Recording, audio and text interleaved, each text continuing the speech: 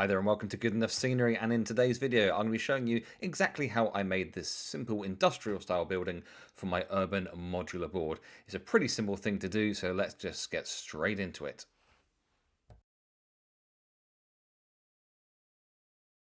Nothing overly complicated about making these, so let's just get into it. So this is 20mm XPS foam that I've cut in half of the hot wire cutter to be 10mm. I advise you to start with 10mm, and these are 10 centimeters. I've cut a whole bunch of strips of them for making a few different builds. And then from here I'm going to work with what I've got. So this is 32 centimeters. So I'm going to cut this in half to make it 2 16s. Nice sharp knife.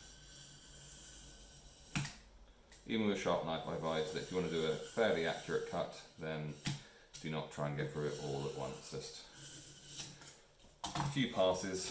And for the roof, we're going to need one that's 14. It's going to be 2 centimeters less than whatever your roof length is. Some 10 centimeter ones. So okay, and that is our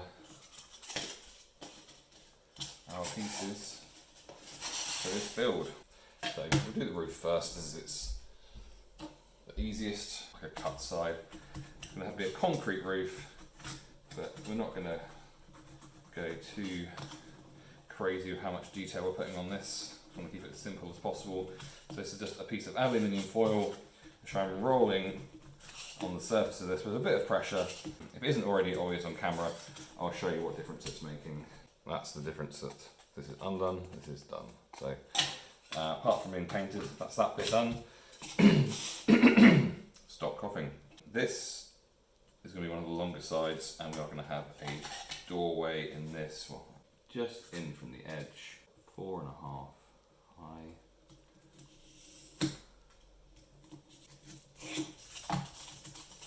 Perfecto. Actually, probably should have been an extra centimetre further in, but it isn't, so too late for that. Now on the longer pieces, I'm going to measure a centimetre in, and then I'm going to draw a line down there. Same on this piece. So where I've cut it in half is not perfect, so I've got the choice here of either hiding that by making it the inside, or making a feature of it by having it on the outside. I don't have it on the outside. It's going to be a brick building, so we want to have brickwork on it. Now there are two ways of doing this. So you can get a ruler, whereas it's like going to be small bricks, you can get a ruler and you can do a mark. Let's say you were being just every ½ centimetre. Put a little mark here, that. And you do the same on the other side. Then you can draw some lines, and then you can go and do your vertical ones as well. You can do that. It's very possible, very time consuming. The alternative, I 100% recommend this if you're going to be making any amount of scenery involving bricks, is that you buy a brick roller. What this does is it allows you to simply line up where you're going to line up with, and then push down and roll, and we have all the bricks you could possibly want. Now the top of this one, actually going to have the top centimetre be concrete as well. So we're going to just, where it didn't, this isn't completely flat, so where it didn't hit the bricks quite as much, just caused a bit of damage with that. Now this one, just much clearly the better side to be rolling. So once again, on both these, need to do some rolling on the top as well. Now the longer side is going to be done in much the same way. I'm going to mark off this, and then with our roller. So be a little bit careful with this doorway. I mean, there's a big argument for saying that I should have done it second, but here we are, I didn't do that. And then we're going to... Now if you're wondering why I'm not doing the bricks right up to the edge, the reason for that is that we want to make this look, as realistic as possible. So if we've got two brick edges, and so we do brick here like that, you end up with this line here forming. Now, if you're doing larger bricks, and I've done this in previous projects, if you're doing larger bricks, you can cut them so that they interlace. You could do that with this. It would be the most fragile thing imaginable. So instead of trying to cover up that line, we're going to say, well, that's part of the build, because if we've got like a concrete post at the corner of this building, then it makes sense for, you know, there to be a line there. So I've done the same on this one as well, and next up we're going to paint it. So I've got some cheap red paint here. Don't be alarmed by the brightness. This foam will suck the colour out of it. So you can just slap it on to a degree, but then when we get up to these edges, we want to just be a bit more careful, because we want them to be concrete. Now with this top piece, we are just going to paint it white, and it will lose the vast majority of the colour that it's got in it. Always put the colour that we put on. No need to be careful about this in particular, just slap it on and we'll call that done. We can also do the sides now, because these are dry and left in the sun. Now this we do have to be more careful with. We do want to paint them, but you don't want to slip over into the red area.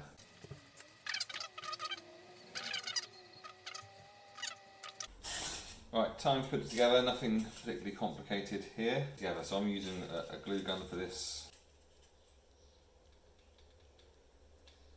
Glue along here like this. And so there's a nice flat edge. This is nice and straight here as well. So just a case of lining it all up.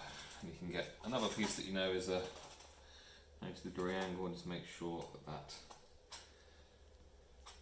goes like that. There you have it.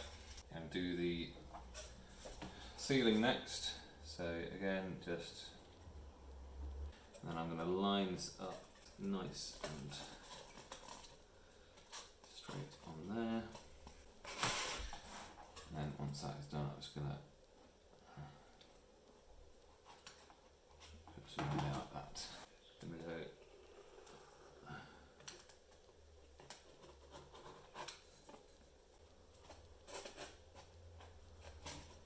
final piece of the puzzle. The easiest one of the lot. It's amazing what you can do when you measure stuff. We have a little building. So I'm going to cut a little door thing for here. It's 3 and it's 4.5. Now I've just cut a small sliver of foam. It's going to act as like a doorstep for no apparent reason. So it needs to be 3 by 4.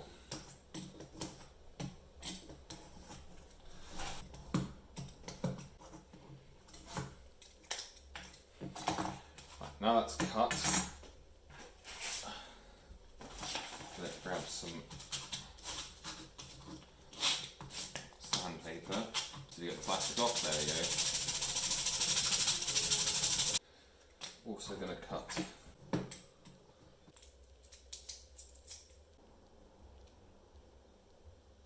across here.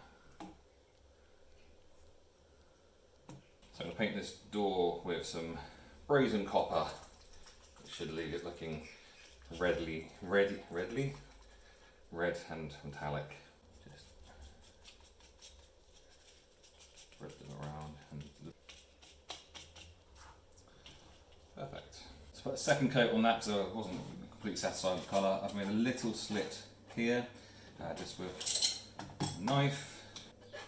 So I'm going to put some glue along this slit. Put some glue towards the top here, and I'm just going to just press that into that gap, and then essentially just wedge it in place.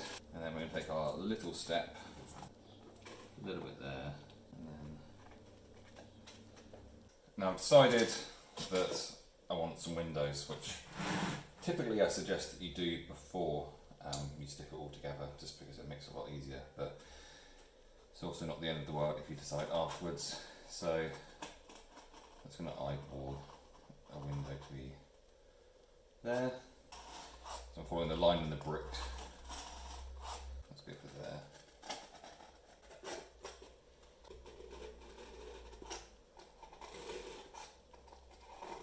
So the knife I'm using is an Amazon Basics. You get, I'll put a link in the description. You get a small one and a big one and like 20 replacement blades for not very much money at all. So strong recommend on them.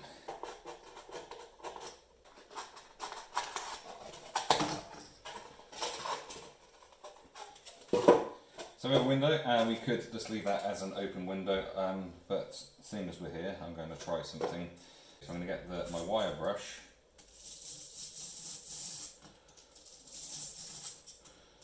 pull it across the surface here. I'm also going to do the same on a couple of little strips here. Now super glue might not be the best idea here, but I'm going for speed over whatever else might be the other option. Just being sensible, I'm going to put that there like that. Whether this looks like I want it to look, I don't know. And if it doesn't, then we can just leave the window open. Yeah, but the idea is I'm trying to make it look like it's been boarded up. So I've got some, this is bronze flesh tone, which is a really awful colour for flesh, unless you want to have your miniature look like it's spent a couple of years sunbathing. I'm going to try and use it as what colour a board might be. So I'm going to paint this on and then see what it looks like, but that's kind of what, I mean, who wants flesh that colour? Anywho, if not, then I'll make this into a crate or put it in the bin. So it very nearly looks like I want it to, but not quite. So I've got some leather brown. So I'm going to put a little bit, I mean like that much down. Blow this up, and where I've pulled the grain this way on it, I'm going to go the opposite way to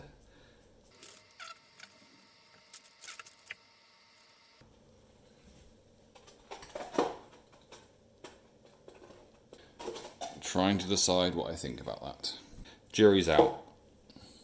It's got this technical paint called Armageddon Dust, so we're going to give this a go. I'm just going to scuff this across the whole of the bottom there. So you notice here on the window, which I've added a second one, I've just done some horizontal scores in the board to make it look Whilst I've more got like blanks. the brush loaded up, well. I'm done with doing a the lower part and then scuffing up from the bottom.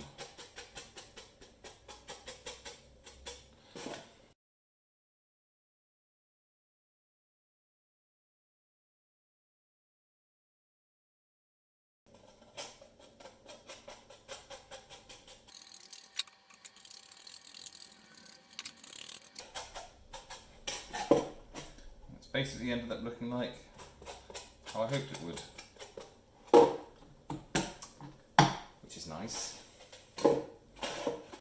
And here it is again in all of its glory. It's a really simple and effective little build. There'll be more complicated builds coming up, as you'll see on the board in just a second, and they will be covered in future videos. So please subscribe to the channel, hit the notification bell, and leave any comments and likes that you'd like me to see.